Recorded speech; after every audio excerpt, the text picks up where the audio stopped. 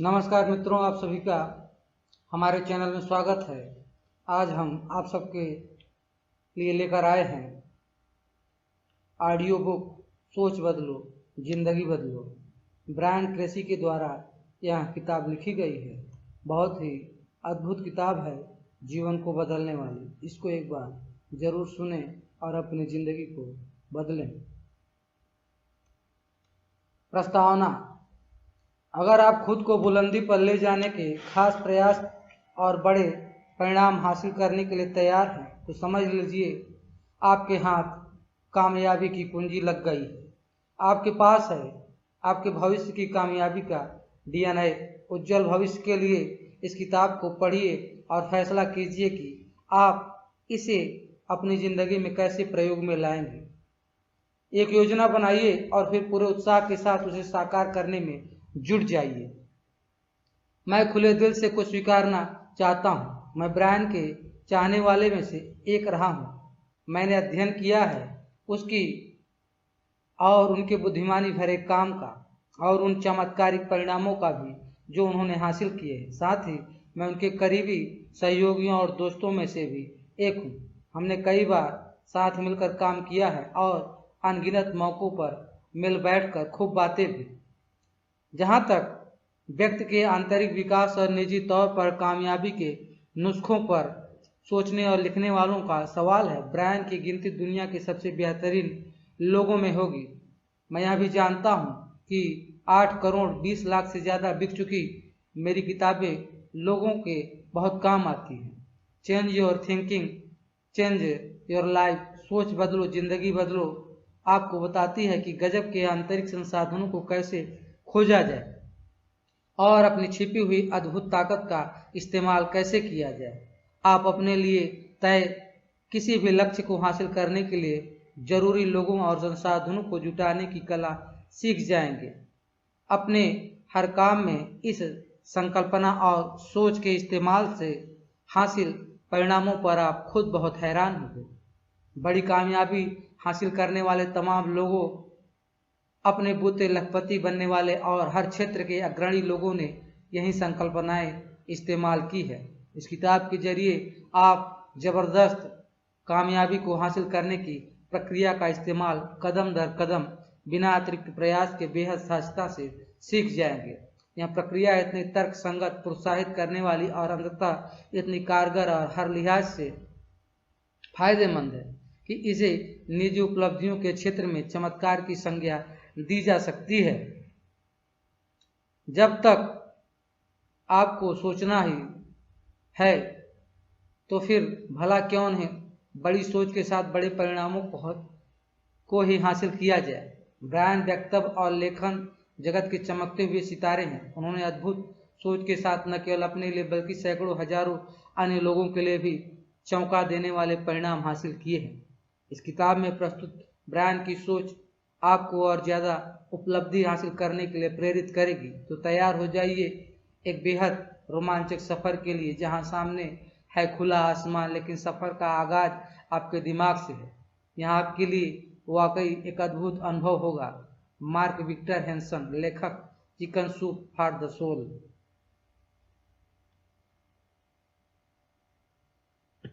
अपनी सोच बदलो। अध्याय 1। मनोवैज्ञानिक का नियम एक नियम है कि अगर आप अपने दिमाग में उस बात की छवि बना लेते हैं जो आप बनना चाहते हैं और फिर उस छवि को काफ़ी देर तक वहाँ कायम रखते हैं तो आप जल्द ही वैसे ही बन जाएंगे जैसा कि आपने सोचा था। William James. काफ़ी पहले की बात है। 30 वर्ष की एक विवाहित महिला थी जिसके 2 बच्चे थे। अन्य लोगों की ही तरह उसका लालन पालन एक ऐसे घर में हुआ था जहां उसे हर वक्त आलोचनाओं का सामना करना पड़ता था और माँ बाप का उसके साथ व्यवहार भी अधिकांशतया अच्छा नहीं होता था। परिणाम यह हुआ कि उसमें हीन भावना और स्वाभिमान की कमी घर कर गई और उसमें आत्मविश्वास नाम की भी कोई चीज़ नहीं थी। नकारात्मक सोच के साथ वह हर वक्त डरी सहमी सी भी रहती थी। वह बहुत ही शर्मीली थी और खुद को महत्वहीन समझती थी।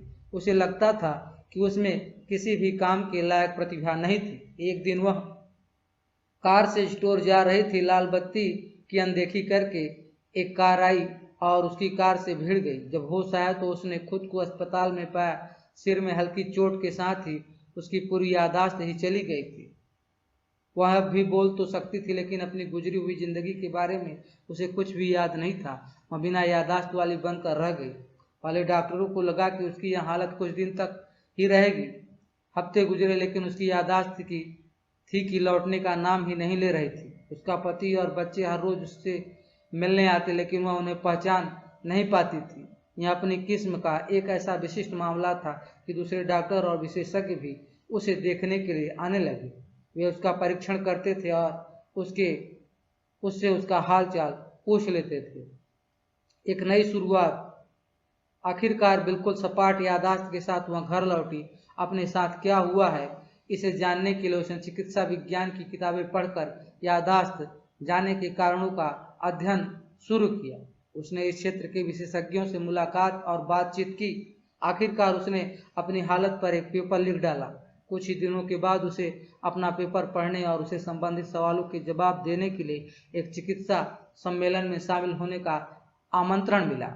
उसे न्यूरोलॉजी संबंधी अपने अनुभव और विचार भी साझा करने थे। इस दौरान एक चमत्कार हुआ। वह बिल्कुल ही अलग इंसान बन गई। अस्पताल और बाहर की सबकी चर्चा का केंद्र बन जाने से उसे पहली बार यह एहसास हुआ कि वह कीमती है, उसका भी कुछ महत्व है और उसका परिवार वाकई उसको बहुत चाहता है। चिकित्सा जगत का ध्यान अपनी ओर खींचने और उन लोगों से मिली पहचान ने उसके आत्मविश्वास और खुद के बारे में सोच को और बेहतर बना दिया। वह एक बेहद सकारात्मक, आत्मविश्वास से परिपूर्ण, खुले विचारों वाली महिला बन गई, जो कि बेहद स्पष्ट वक्ता और जानकारी से परिपूर्ण थी, जिसकी एक वक्ता और अपने भविष्य की जानकार के तौर पर चिकित्सा जगत में काफी मांग थी। उसकी बचपन की सारी नकारात्मक यादें मिट चुकी थी, साथ ही उसमें बसी हीन भावना भी खत्म हो गई थी। वह एक बिल्कुल ही नई व्यक्ति बन चुकी थी। उसने अपनी सोच बदलकर अपनी पूरी जिंदगी बदल डाली। एक कोरी स्लेट स्कॉटिश दर्शनशास्त्री डेविड ह्यूम ने सबसे पहले टेब्यूला रासा या कोरी स्लेट की सोच को लोगों के सामने रखा था। इस सिद्धांत के अनुसार हर इंसान जब दुनिया में आता है तो उसके पास सोच या विचार के तौर पर कुछ भी नहीं होता, और वह हर रोज जो इंसान सोचता या महसूस करता है वह सब उसने यहीं पर अपने शिशुकाल से सीखी होती है। कहने का मतलब कि एक बच्चे का दिमाग एक कोरी स्लेट की तरह होता है, जिस पर उससे संपर्क में आने वाला हर व्यक्ति और अनुभव अपनी छाप छोड़ देते हैं। बड़ा होने के दौरान वो जो कुछ भी सीखता है, महसूस करता है या अनुभव हासिल करता है, वयस्क अवस्था एक तरह से इन्हीं सब बातों का निचोड़ होती है। जाहिर तौर पर वयस्क बाद में जो कुछ भी करता या बनता है वो एक तरह से उसके बड़े होने की प्रक्रिया का ही परिणाम होता है। जैसा कि एरिस्टोटल ने लिखा है, जिस किसी भी बात का प्रभाव पड़ता है वही अभिव्यक्त होती है। जहाँ तक इंसान में छिपी संभावनाओं को जानने के क्षेत्र की बात है तो निज धारणा, सेल्फ कंसेप्ट को 20वीं सदी की सबसे बड़ी खोज कहा जा सकता है। इस सोच के मुताबिक हर इंसान जन्म से ही अपने बारे में एक धारणा कायम करता जाता है, फिर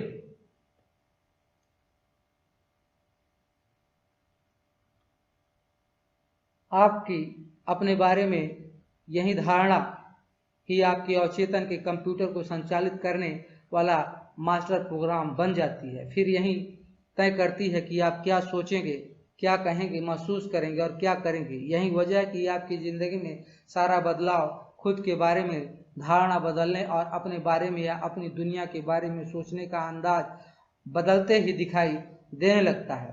हर बच्चे का जन्म खुद के बारे में बिना किसी धारणा के होता है। एक व्यक्ति के तौर पर आपकी सोच, हर सोच, मत, अनुभव, व्यवहार या किसी बात को आंकने की क्षमता आपने बचपन से ही सीखी है।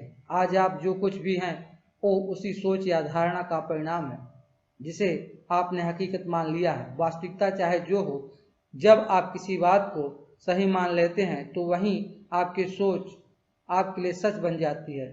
आप वो नहीं हैं जो कि आप सोचते हैं कि आप हैं, लेकिन आप जो सोचते हैं आप वो ही हो जाते हैं। पहले प्रभाव अस्थायी होते हैं। अगर आपको ऐसे माता पिता मिले जिन्होंने आपको लगातार यह बताया कि आप कितने अच्छे हैं, जो आपसे प्यार करते हैं, आपका समर्थन करते थे और आप में यकीन करते थे। आपने चाहे जो किया या न किया हो, ऐसे में आप इस विश्वास के साथ बड़े होंगे कि आप एक अच्छे और मूल्यवान व्यक्ति हैं। 3 वर्ष का होने तक यह विश्वास आप में बैठ कर जाएगा और दुनिया के साथ आपके रिश्ते का अहम हिस्सा बन जाएगा। उसके बाद चाहे जो हो जाए, आपका खुद में यकीन कायम रहेगा। यदि आपके लिए वास्तविकता बन जाएगा, यही आपके लिए वास्तविकता बन जाएगी। अगर आपको ऐसे माता पिता ने बड़ा किया जो यह नहीं जानते थे कि उनके कहे गए शब्द और उनके व्यवहार आप पर कितना असर डाल सकता है, तो वे आपको नियंत्रित या अनुशासित करने के लिए तीखी आलोचना, असहमति या फिर शारीरिक या मानसिक सजा दे सकते हैं। जब किसी को बचपन से ही निरंतर आलोचना का सामना करना पड़ता है, तो वह इस निष्कर्ष पर पहुंच जाता है कि उसमें ही कोई खामी है। उसे यह समझ में नहीं आता है कि उसे क्यों लगातार आलोचना और सजा का सामना करना पड़ रहा है। उसे यह एहसास भी हो जाता है कि माता पिता उसके बारे में सही जानते हैं और वह इस काबिल है। वह यह महसूस करने लगता है कि उसकी कोई कीमत नहीं और न ही वह प्यार पाने के लायक, उसकी कोई उपयोगिता ही नहीं है, इसलिए वह बिल्कुल महत्वहीन है। किशोरावस्था और वयस्कपन में व्यक्तित्व संबंधी जितनी भी समस्याएं होती हैं, मनोवैज्ञानिकों की राय में इन सभी की जड़ प्यार की कमी है। जिस तरह से गुलाबों को बारिश की जरूरत होती है, ठीक वैसे ही बच्चों को प्यार की जरूरत होती है। जब बच्चों को प्यार कम मिलता है तो वे असुरक्षित महसूस करने लगते हैं। वे सोचते हैं कि मैं किसी काबिल नहीं हूँ। भीतर की इस बेचैनी को दूर करने के प्रयास में वो व्यवहार बदलने लगते हैं। कम प्यार मिलने का यही एहसास दुर्व्यवहार, व्यक्तित्व संबंधी समस्याओं, क्रोध के उफान, अवसाद, असहायपन, महत्वाकांक्षा की कमी और लोगों व रिश्तों में समस्या के तौर पर उभर कर सामने आ जाता है। जन्म के वक्त आप निडर होते हैं। गिरने और शोर को छोड़ दिया जाए तो बच्चे जन्म के वक्त डर के एहसास से अनजान होते हैं। डर के बारे में बाकी की पूरी जानकारी बच्चे को बड़े होने की प्रक्रिया के दौरान सिखानी पड़ती है। बड़े होने के साथ ही 2 खास किस्म के डर हम सभी में घर कर जाते हैं, नाकामी या नुकसान का डर और आलोचना या अस्वीकृति का डर। नाकामी का डर हमारे भीतर तब बैठ जाता है जब कुछ भी नया या अलग करने पर हमें लगातार आलोचना और सजा का सामना करना पड़ता हो। हमें चिल्लाकर बताया जाता है, नहीं, वहां से दूर हटो, रुक जाओ, उसे रख दो। हमें डराकर असुरक्षित कर देने के लिए शारीरिक सजा, प्यार की कमी के साथ साथ चिल्लाना और आलोचना भी जिम्मेदार होते हैं। हम जल्द ही यह महसूस करने लग जाते हैं कि किसी भी नए या अलग काम को करने के लिहाज से हम बहुत छोटे, बहुत कमजोर, नाकाबिल, अपर्याप्त और असमर्थ हैं। इसी एहसास को हम इन शब्दों में व्यक्त करने लगते हैं कि मैं नहीं कर सकता हूँ, मैं नहीं कर सकता, मैं नहीं कर सकता। जब कभी भी हम किसी नए या चुनौतीपूर्ण काम को करने के बारे में सोचते हैं तो हमें घबराहट, कंपकपी और पेट में मरोड़ जैसा एहसास होने लगता है। हमारा डर ठीक उसी तरह का होता है जैसा कि पिटाई खाने का डर। हम बार बार बस यही कहते हैं, मैं नहीं कर सकता। किशोरावस्था में नाकामी की मुख्य वजह नाकामी का डर ही होता है। बचपन में तीखी आलोचना के परिणाम स्वरूप हम बड़े होने पर भी प्रयासों में अपनी पूरी ताकत नहीं झोंकते। हम हर बात में खुद को वास्तविकता से कम ही आंकते हैं। पहले प्रयास से पूर्व ही हम प्रयास छोड़ देते हैं। किसी चीज को पाने के लिए विलक्षण दिमाग के इस्तेमाल की बजाय हम अपनी तर्क शक्ति को यह साबित करने पर खर्च करने लगते हैं कि हम ऐसा क्यों नहीं कर सकते और हम जो चाहते हैं वो हमारे लिए क्यों असंभव है। प्यार पाने की जरूरत हमारी तरक्की की राह का रोड़ा, हमारे आत्मविश्वास को डिगाने वाला और हमारे सुखी जीवन की इच्छा को खत्म कर देने वाला दूसरा डर है, नकार दिए जाने का डर। नकारने की यह प्रक्रिया हमारी आलोचना के तौर पर सामने आती है। यह भावना हमारे भीतर बचपन से ही घर कर जाती है। जब हमारे माता पिता उसकी पसंद के खिलाफ कोई काम करने पर या फिर उनकी उम्मीद के मुताबिक काम नहीं करने पर नाराजगी जताते हैं, नाखुश कर देने के कारण वे इतने नाराज होते हैं कि हमें वो लाड़ दुलार नहीं करते जिसकी हमें बचपन में सबसे ज्यादा जरूरत होती है।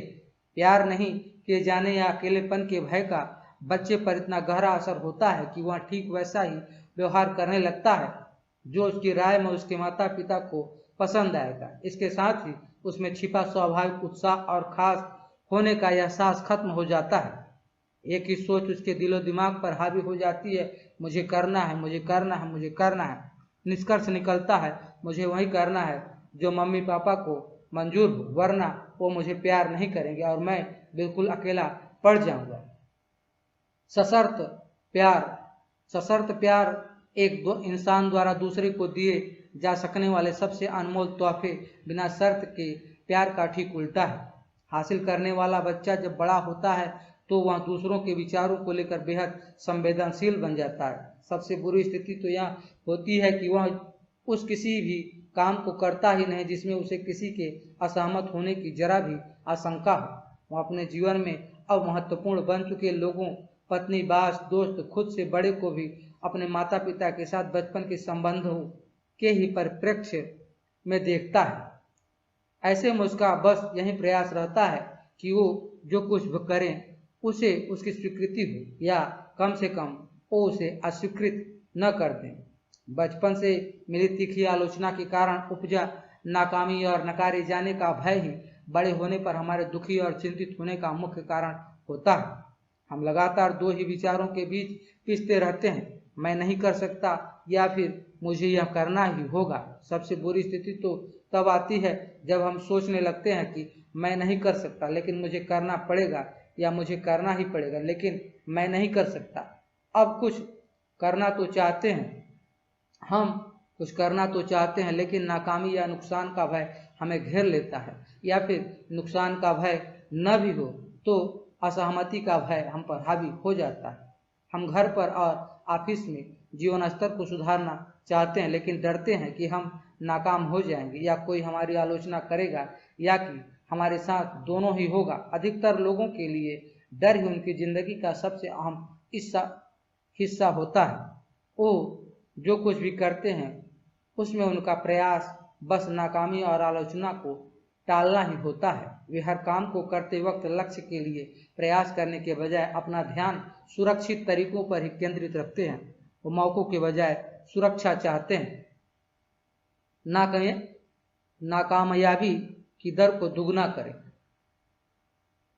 लेखक आर्थर गोर्डन ने IBM के संस्थापक थॉमस जे वाटसन से एक बार पूछा कि लेखक के तौर पर जल्दी से कामयाब होने के लिए उन्हें क्या करना होगा।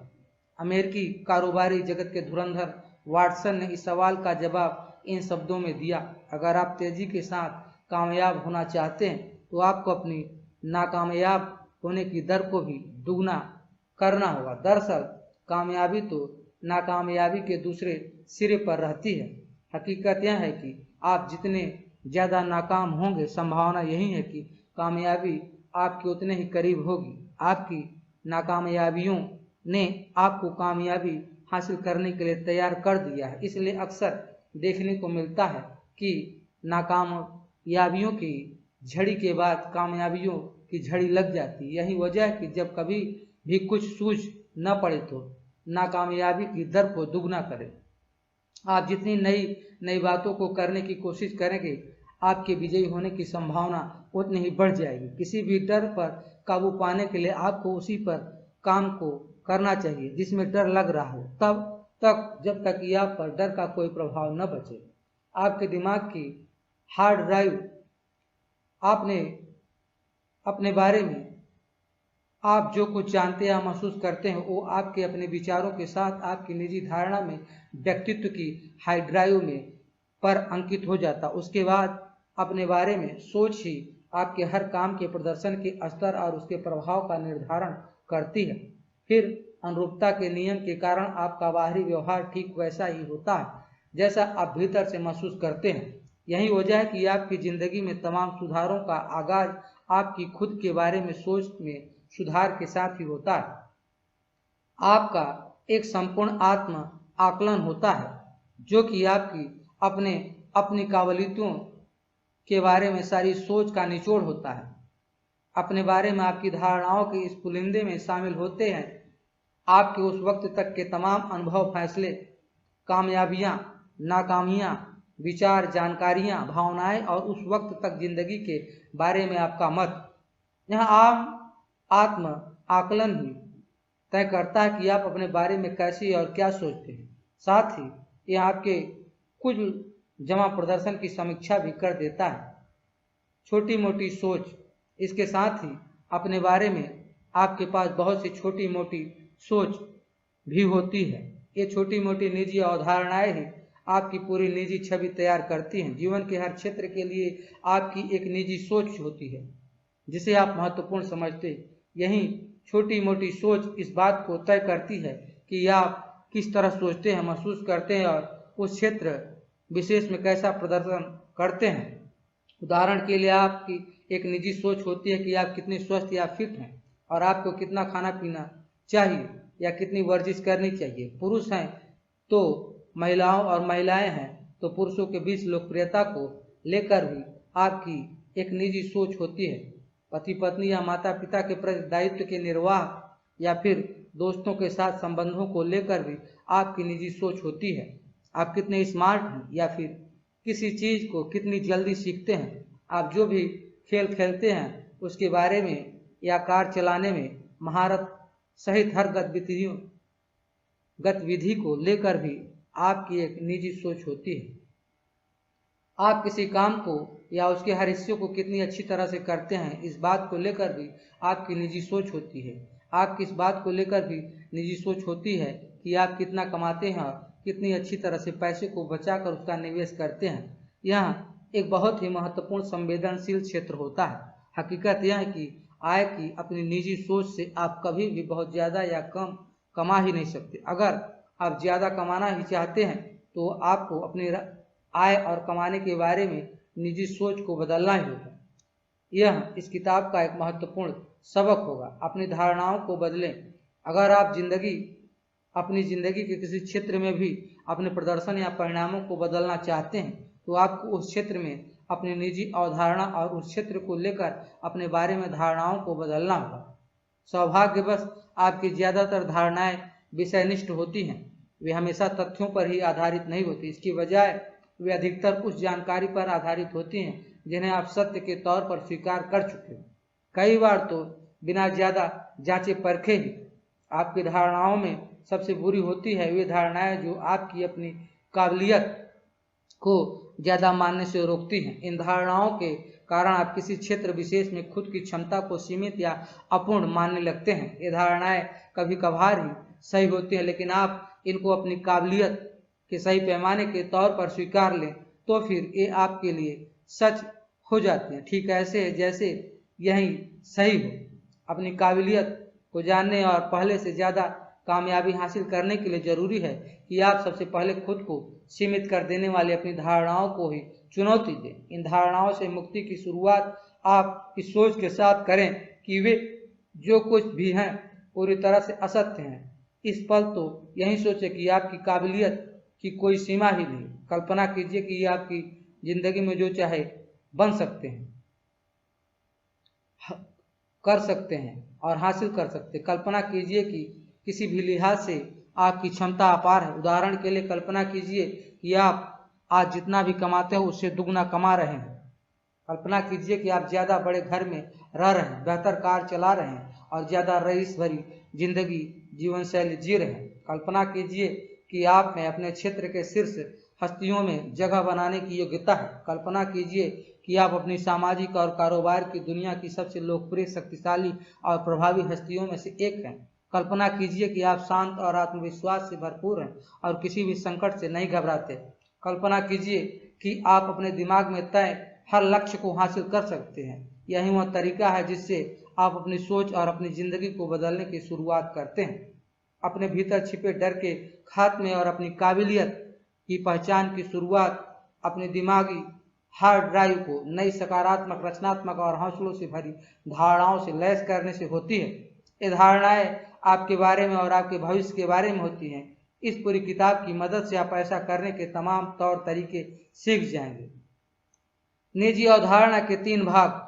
खुद के बारे में आपकी निजी अवधारणा के 3 भाग होते हैं। जैसे कि पेस्ट्री के टुकड़े के 3 हिस्से होते हैं, हर एक का हर एक से नाता होता है। तीनों मिलकर आपका व्यक्तित्व बनाते हैं। ये ही मुख्य तौर पर यह तय करते हैं कि आप क्या सोचते हैं, क्या महसूस करते हैं, क्या करते हैं और आपके साथ क्या होता है।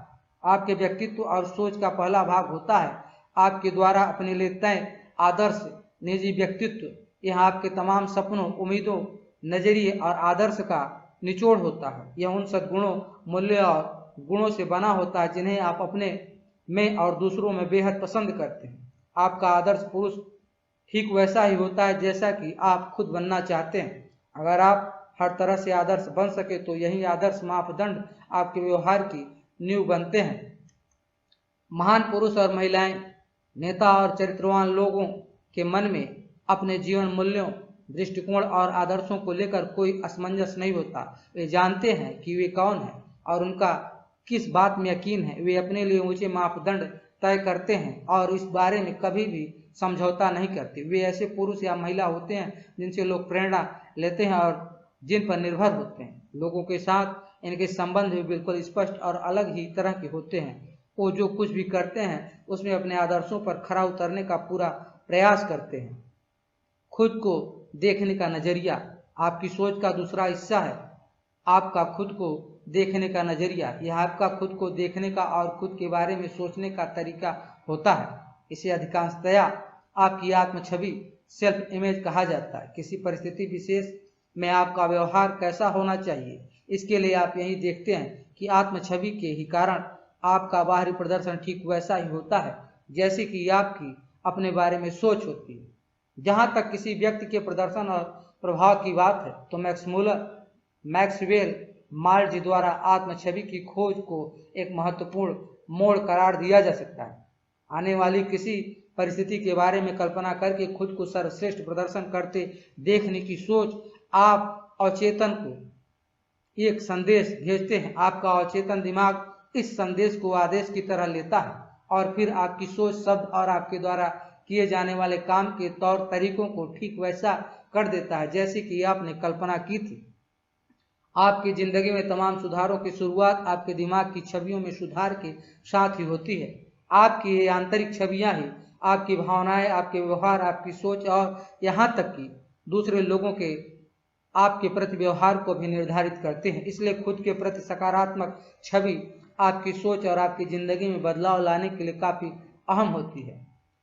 अपने बारे में आप कैसा महसूस करते हैं। निजी सोच का तीसरा हिस्सा है आपका अपनी काबिलियत पर यकीन। यह आपके व्यक्तित्व का भावनात्मक हिस्सा होता है। अधिकांशतया यही तय करता है कि आप कैसे सोचते हैं, क्या महसूस करते हैं और आपका व्यवहार कैसा है। आपकी खुद की काबिलियत के बारे में सोच ही तय करती है कि आपके साथ जिंदगी में क्या होगा। आपके इस हिस्से को बयान करने के लिए सबसे बेहतरीन शब्द है कि आप खुद को कितना पसंद करते हैं। आप खुद को कितना ज्यादा पसंद करेंगे, किसी भी काम में आपका प्रदर्शन उतना ही बेहतर होगा। और अगर प्रतिवर्तन के नियम लायक रिवर्सिबिलिटी को माने तो आप जितना बेहतर प्रदर्शन करेंगे खुद को उतना ही ज्यादा पसंद करेंगे। आपका अपने प्रति सम्मान का भाव आपके व्यक्तित्व का प्रमुख हिस्सा है। यही वह ऊर्जा केंद्र है जो आपके आत्मविश्वास और उत्साह का स्तर तय करता है। खुद को आप जितना पसंद ज्यादा करेंगे, आप खुद के लिए उतने ही ज्यादा ऊंचे मापदंड रखेंगे। खुद को आप जितना ज्यादा पसंद करेंगे, खुद के लिए उतने बड़े ही लक्ष्य निर्धारित करेंगे और उन्हें हासिल करने के लिए ज्यादा देर तक प्रयास कर सकेंगे। खुद के बारे में ऊंची सोच रखने वालों को रोक पाना नामुमकिन होता है। आपका अपने बारे में आकलन ही आपके अन्य लोगों के साथ रिश्ते का निर्धारण करता है। आप खुद को जितना ज्यादा पसंद करेंगे या फिर खुद का आदर करेंगे, आपकी दूसरे लोगों के लिए पसंदगी और आदर में भी उतना ही इजाफा होगा। दूसरे लोगों की भी आपके बारे में सोच में सुधार देखने को मिलेगा। आपके कारोबार और करियर में भी आपका खुद के बारे में आकलन ही तय करेगा कि लोग आपसे कारोबारी ताल्लुक रखते हैं या नहीं, आपकी सेवाएं लेते हैं या नहीं, आपके साथ अनुबंध करते हैं या नहीं, और यहाँ तक कि आपको पैसे उधार देते हैं या नहीं। आपका खुद के बारे में आकलन जितना बेहतर होगा, आप उतने ही बेहतर पति या पेरेंट साबित होंगे। खुद के बारे में ऊंची सोच रखने वाले माता पिता के बच्चों की भी खुद के बारे में सोच ऊंची ही होती है। खुद के बारे में ऊंची सोच वाले घर को उसमें रहने वाले हर एक के लिए मौजूद प्यार, हंसी और खुशी से ही पहचाना जा सकता है। खुद के प्रति सम्मान का निर्धारक। खुद के प्रति आपके सम्मान का निर्धारण इस बात से होता है कि पूरी तरह से आदर्श परिस्थितियों में आपकी अपने बारे में छवि, आपका वर्तमान प्रदर्शन और व्यवहार आपके द्वारा तय आदर्श व्यक्ति के प्रदर्शन और व्यवहार की सोच के कितना करीब है। आपके अवचेतन में हमेशा आपके आदर्श और आपके वास्तविक प्रदर्शन के बीच तुलना जारी रहती है। जब कभी भी आप खुद को अपने आदर्श के करीब पाते हैं, आप खुद को लेकर बेहद उत्साहित होते हैं, आपकी अपनी ही नज़र में काफ़ी ऊंचे उठ जाते हैं, आप खुश और संतुष्ट महसूस करते हैं। जब कभी भी आप कोई ऐसा काम करते हैं या ऐसी बात कहते हैं जो कि आपके आदर्श या आपकी राय में आपकी क्षमता से मेल नहीं खाती, तो आप अपनी ही नज़रों में गिर जाते हैं। जब कभी भी आप वर्तमान स्वरूप और उस आदर्श स्वरूप में जो आप बनना चाहते हैं बहुत ज़्यादा फर्क पाते हैं, आप अपने ही बारे में बुरा महसूस करने लगते हैं। यही वजह है कि जब कभी भी आप किसी काम को करने में नाकामयाबी या लोगों के साथ ताल्लुकात में खुद को कमज़ोर पाते हैं तो एकाएक गुस्सा हो जाते हैं। आपकी अपने बारे में अच्छी सोच आपको हमेशा याद दिलाती रहती है कि आप कितने बेहतर इंसान बन सकते हैं। आपके व्यक्तित्व का आधार मनोवैज्ञानिक आजकल यह मानने लगे हैं कि आपकी खुद के बारे में सोच ही आपके निजी विचारों और व्यक्तित्व का आधार होती है। व्यक्ति या प्रदर्शन के किसी भी हिस्से में सुधार आपके आत्मविश्वास को बढ़ाता है और आपको खुद को ज़्यादा पसंद करने और सम्मान करने के लिए प्रेरित करता है। आप खुद को जितना ज़्यादा पसंद करेंगे, अपनी नज़रों में आपकी छवि और प्रदर्शन उतने ही बेहतर होंगे। साथ ही आप अपने द्वारा तय आदर्श पर खरे उतरने की और तेजी से बढ़ने लगेंगे। आपके लिए सबसे अच्छी खबर यह है कि आपके आत्मविश्वास में इजाफे के साथ ही नाकामी और नकार के दिए जाने वाली आपका डर कम होता है। यानी आप अपने आप को जितना ज़्यादा पसंद करेंगे, आपकी नाकामी का डर उतना ही कम होता जाएगा। आप अपने आप को जितना ज़्यादा पसंद करेंगे, दूसरों के अपने बारे में विचार से आपको उतना ही कम फर्क पड़ेगा। इसके साथ ही आपका आलोचना को लेकर भय भी कम होता जाएगा। अपने आप को पसंद करने के बाद अपने लक्ष्य को और स्तर के आधार पर आप जितने ज़्यादा फैसले लेंगे, आप दूसरों की प्रतिक्रिया की उतनी ही कम परवाह करने लगेंगे। अंतर्मन से संवाद सुधारें। जिस तरह से आप जो सोचते हैं वही बन जाते हैं, ठीक इसी तरह से आप वह बन जाते हैं जो आप खुद से कहते हैं। अगर आप आने वाली किसी घटना को लेकर बेहद तनाव में हैं या असहज महसूस कर रहे हैं, तो खुद के लिए आप यह सबसे शक्तिशाली शब्द कह सकते हैं, मैं खुद को चाहता हूँ, मैं खुद को चाहता हूँ, मैं खुद को चाहता हूँ। जब कभी भी आप चाहते हैं मैं खुद को चाहता हूँ, आपका सारा डर खत्म हो जाता है और आपके हौसलों में वृद्धि होती है। ये शब्द मैं खुद को चाहता हूँ इतने ज़्यादा शक्तिशाली और सकारात्मक है कि आपका अवचेतन उसे तत्काल किसी आदेश की ही तरह सहजता से स्वीकार कर लेता है। ये आपकी सोच, एहसास और व्यवहार पर त्वरित प्रभाव डालते हैं। आपके शरीर की हरकत में सकारात्मकता झलकने लगती है और आप सीधे सीना तान कर खड़े हो जाते हैं। आपके चेहरे से सकारात्मकता और उत्साह छलकने लगता है। आपकी आवाज़ में दम आ जाता है और उसे आत्मविश्वास भी छलकने लगता है। आप खुद के बारे में बेहतर महसूस करने लगते हैं और परिणाम स्वरूप आप अपने इर्द गिर्द मौजूद लोगों से ज़्यादा गर्मजोशी भरा दोस्ताना व्यवहार करते हैं। आप जिस वक्त अपनी सोच के आधार पर काम करने लगते हैं तो अपनी सोच और अपनी ज़िंदगी को बदलने की प्रक्रिया का आगाज करते हैं। शुरुआत आप अपने लिए एक सुस्पष्ट, सकारात्मक, उत्साही, प्रेरणा देने वाला आदर्श चुनकर करते हैं। यह उस व्यक्ति से पूरी तरह मेल खाता है जो कि आपकी राय में वह आदर्श है जो आप बनना चाहते हैं। आप खुद को हर काम में बेहतरीन प्रदर्शन करने वाला सोचकर अपने बारे में सकारात्मक छवि बना लेते हैं। अंततः आप बिना किसी शर्त खुद को एक उपयोगी और काम के व्यक्ति के तौर पर चाहने लगते हैं और स्वीकार लेते हैं। इससे आपकी अपने बारे में एक बहुत ही अच्छी और अप्रभावित होने वाली सोच बन जाती है। अपने मूल गुणों को पहचानें। आपके जीवन की घटनाओं और लोगों के प्रति आपकी सोच और प्रतिक्रियाओं में से अधिकांश का निर्धारण तो आपके मूलभूत गुण ही होते हैं। ये तमाम विचार, धारणाएं, मत और निष्कर्ष आपको बचपन से ही मिल रही जानकारियां और नतीजों का ही निचोड़ होते हैं। वे न केवल आपकी निजी सोच बल्कि जिंदगी का फलसफा भी तय करते हैं अपने मूलभूत गुणों से आप जितने आश्वस्त और सहमत होंगे, आप जो कुछ भी कहेंगे, करेंगे, महसूस करेंगे, उसके निर्धारण और नियंत्रण पर उनका उतना ही ज़्यादा दखल होगा। अगर आप खुद को एक बेहतरीन इंसान समझते हैं जिसमें ढेर सारी प्रतिभा और काबिलियत है, ऐसा शख्स जो लोकप्रिय, मित्रवत, स्वस्थ, ऊर्जावान, उत्सुक, रचनात्मक और बेहतरीन जिंदगी का हकदार है, तो आपके मूलभूत गुण ही आपको तय लक्ष्य की ओर ले जाएंगे। ये आपकी मेहनत करने, खुद का विकास करने, दूसरों से बेहतर व्यवहार और दिक्कतों में संघर्ष करके अंत तक कामयाब होने में मदद करेंगे। उसके बाद काफ़ी लंबे वक्त तक यह आपका साथ देंगे। जिंदगी में आपके साथ क्या हुआ यह महत्वपूर्ण नहीं है, केवल यह बात मायने रखती है कि जो कुछ भी हुआ उस पर आपकी प्रतिक्रिया क्या थी। उसमें इस बात से भी कोई फर्क नहीं पड़ता कि आप किस पृष्ठभूमि से आए हैं। फर्क केवल इस बात से पड़ता है कि आप कहाँ जा रहे हैं और आप कहाँ जा रहे हैं। यह तो केवल आपकी कल्पना की उड़ान पर ही निर्भर करता है। कल्पना की उड़ान की चूंकि कोई सीमा नहीं, इसलिए आपके भविष्य की भी कोई सीमा नहीं है। ये ही वे मूलभूत गुण और धारणाएं हैं जिनकी आपको अपनी काबिलियत के पूरे इस्तेमाल के लिए जरूरी है। मिथकों को तोड़ना। दुर्भाग्य से हमारे बड़े होने के साथ ही कई ऐसे मिथक हमारे साथ जुड़ जाते हैं जो कि बाद के जीवन में हमारी कामयाबी, खुशी और संतुष्टि की राह के रोड़े बन जाते हैं। आइए आपकी राह में बाधा बनने वाले इन मिथकों को एक एक करके जानें। पहला और सबसे खराब मिथक इस एहसास में छिपा है कि मैं किसी काबिल नहीं। ये वो मिथक है जो आप में हीनता और अभाव की भावना को जन्म देता है। हम दूसरों को केवल इसलिए खुद से बेहतर मान लेते हैं क्योंकि वे वर्तमान में हमसे बेहतर स्थिति में हैं। हम महसूस करते हैं कि वे हमसे ज़्यादा काबिल हैं। ऐसे में निश्चित ही हमारी काबिलियत उनसे कम होनी चाहिए। नाकाबिल होने की यही भावना हमारे भीतर गहरे तक बैठ जाती और इसी वजह से हम खुद को किसी के सामने अच्छी तरह से पेश नहीं कर पाते। नतीजतन हम अपनी काबिलियत से कम में ही संतोष कर लेते हैं। नए लक्ष्यों को हासिल करने में नाकामयाबी तो बात की बात है, पहले हम नए लक्ष्य ही तय नहीं करते।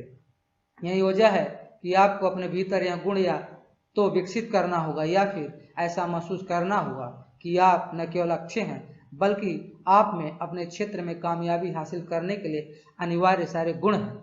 कुछ भी करने बनने के लिए आप में अपार संभावनाएं छिपी हैं। आपने अब तक जो भी हासिल किया है आप उसे कहीं ज़्यादा हासिल कर सकते हैं। जैसा कि विलियम शेक्सपियर ने द टेम्पेस्ट में लिखा है, जो बीत गया हो तो महज प्रस्तावना थी। आपने पहले जो कुछ भी हासिल किया है वो तो इस बात का संकेत मात्र है कि भविष्य में आप और कितना कुछ हासिल कर सकते हैं। खुद से सकारात्मक बातचीत करें।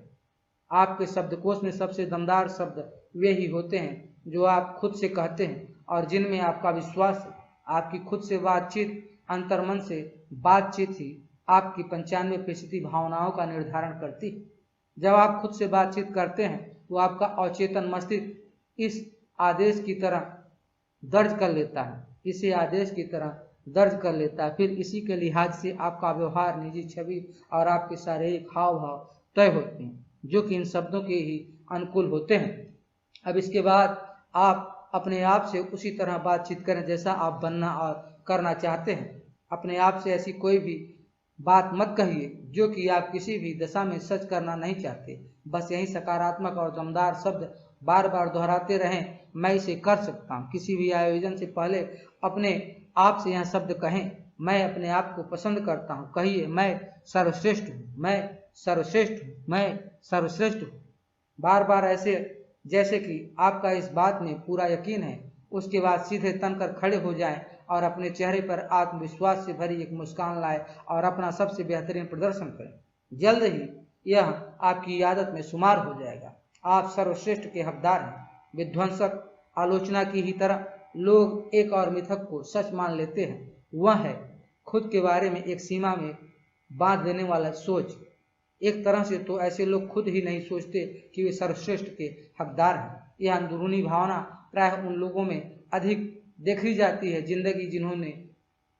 जिन्होंने जिंदगी की शुरुआत बहुत छोटे पैमाने पर ही की हो, या फिर वो जो ऐसे परिवार से हो जिनमें उनके बड़े होने के दौर में आर्थिक तंगी रही हो। यह ऐसे लोगों के साथ भी संभव है जिनको बचपन से ही इस सोच के साथ बड़ा किया गया कि गरीब होना अच्छे चरित्र का संकेत है, जबकि अमीरी पाप होती है। अगर आप किसी भी कारण से खुद को अच्छी चीज़ों का हकदार नहीं मानते हुए बड़े हुए हैं और अगर आपको अपने क्षेत्र में कामयाबी हासिल हो गई तो संभव है कि आप खुद को धोखेबाज महसूस करने लगे। आप महसूस करेंगे जैसे कि आपने अपने क्षेत्र में जो कामयाबी हासिल की है वह किसी गलत तरीके से हासिल की गई है और आप जल्द ही पकड़ लिए जाएंगे। इस सोच के ही कारण आप चाहे जितने भी कामयाब हो जाएं, आपको हमेशा यह डर लगता रहेगा कि यह कामयाबी आपसे जल्द ही छीन ली जाएगी। अगर आप एक धोखेबाज की तरह महसूस करने लगते हैं तो फिर आपको हमेशा ही दूसरों से ज़्यादा कामयाबी हासिल करने में ग्लानि का एहसास होगा। ग्लानि की इसी एहसास से बचने के लिए लोग आत्मघाती प्रवृत्ति के हो जाते हैं, बहुत ज़्यादा खाने लगते हैं, बहुत ज़्यादा शराब पीने लगते हैं, अन्य नशों का सहारा लेते हैं, परिवार की उपेक्षा करने लगते हैं, उनका व्यवहार उटपटांग हो जाता है और वे अपना पैसा बेवजह की रईसी और बेवकूफ़ाना निवेशों में गंवाने लगते हैं। उनके भीतर यह भावना घर कर जाती है कि वे इस तमाम कामयाबी के हकदार ही नहीं। परिणाम में होता है कि वे अक्सर कामयाबी से दूर हो जाते हैं, खुद को दूसरों की सेवा में समर्पित करते हैं।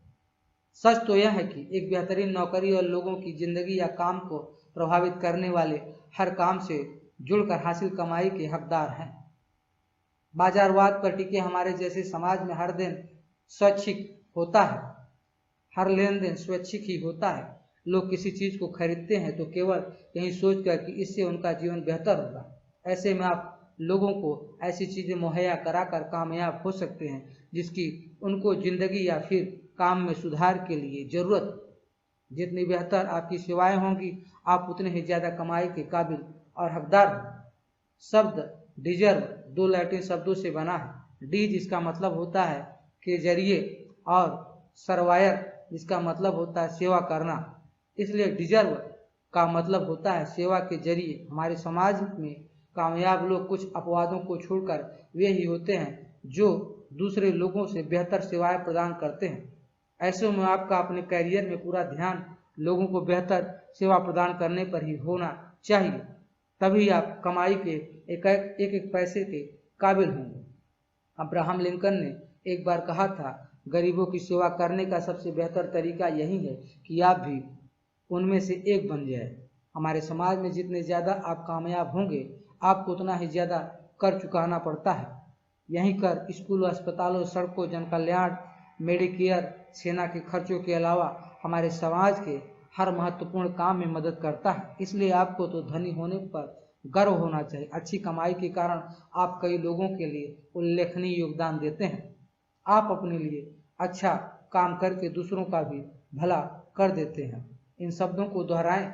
दूसरे लोगों के जीवन स्तर में सुधार के लिए जरूरी उत्पादों और सेवाओं के साथ मैं जो कुछ भी कमाता हूँ मैं उसका हकदार हूँ। मुझे अपनी कामयाबी पर गर्व है। आप एक बेहतरीन इंसान हैं।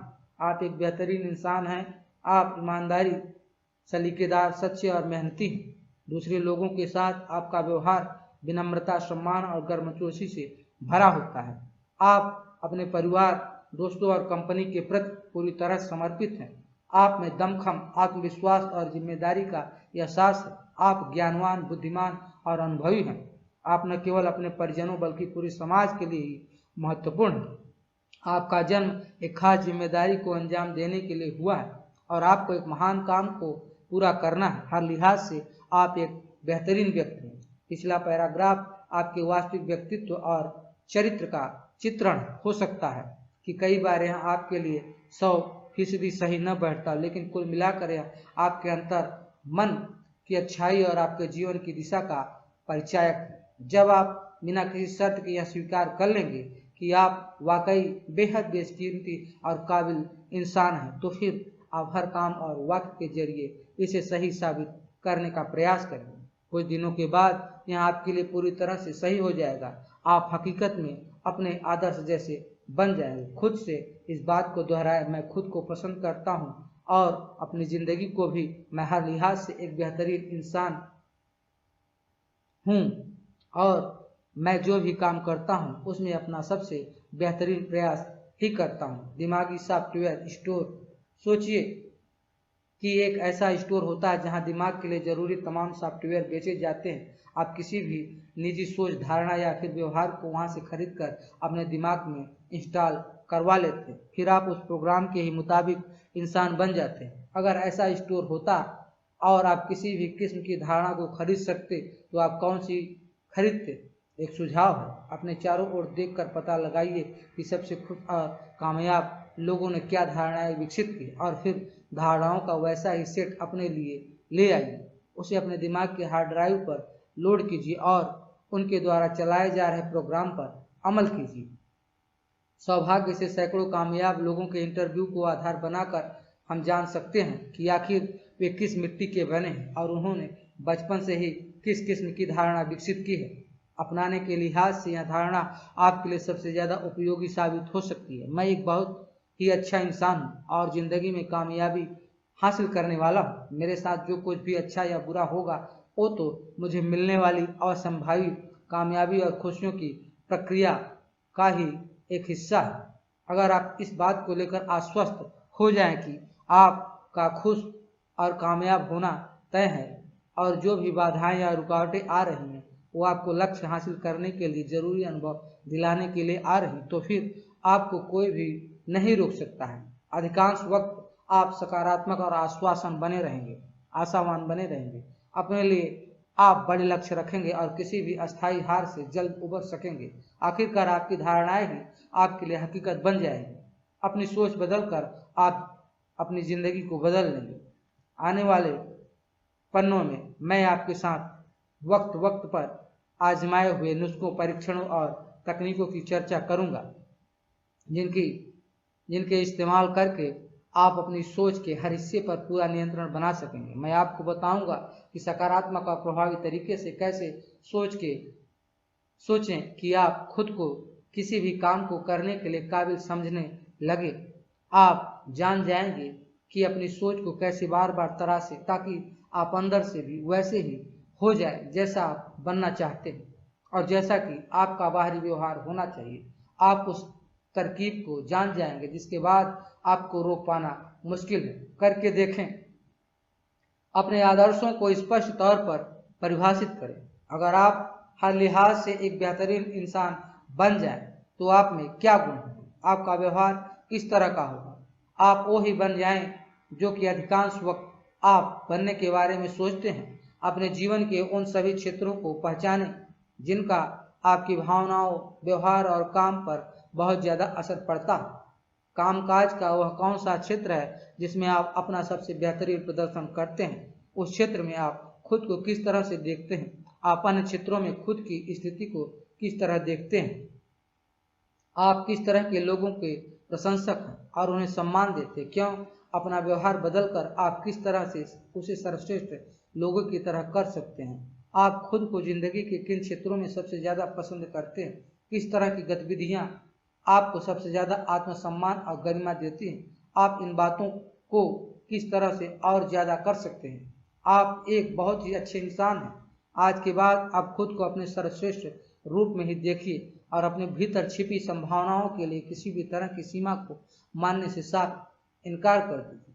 अपनी निजी सोच को बदलकर लगातार ऐसे सोचें, बोलिए और काम कीजिए मानो आप पहले से ही वैसे इंसान बन गए जैसा कि आप चाहते हैं। उस जिंदगी का आनंद उठाइए जिसे आप चाहते हैं और जिसके हकदार भी हैं। आशा करता हूँ हमारा यह प्रयास आपको अच्छा लगेगा और आप अपनी जिंदगी में अपने मनचाहे सर्वश्रेष्ठ लक्ष्य को प्राप्त करने में सफल होंगे। अगले अध्याय पर हम फिर चर्चा करेंगे किसी दूसरे वीडियो में। आज हम यहीं पर अपनी वाणी को समाप्त करते हैं। धन्यवाद।